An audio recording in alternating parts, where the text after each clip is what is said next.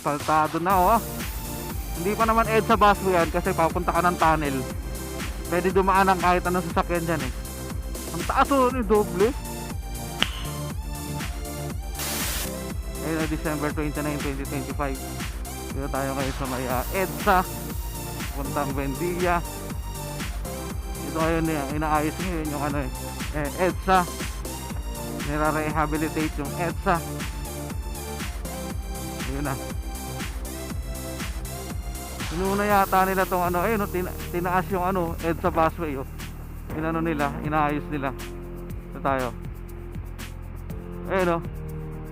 Naka-elevate yung ano no, EDSA busway. Inuna nila yung EDSA busway na espaltuhan. Ayan oh, ang ganda tignan eh no. Panis. So tapos na dito, nakaraan dito tayo na stranded eh.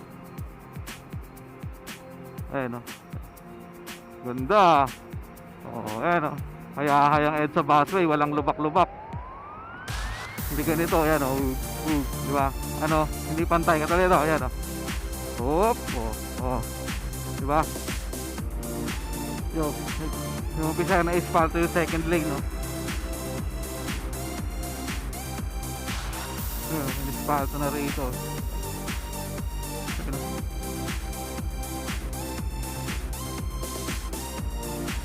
Asfaltado na oh. Hindi pa naman EDSA busway yan kasi papunta ka ng tunnel. Pwede dumaan ng kahit anong sasakyan dyan eh. Ang taas oh, yung doble.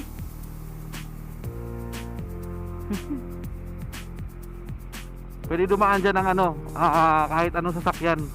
Kasi hindi naman EDSA busway yan eh.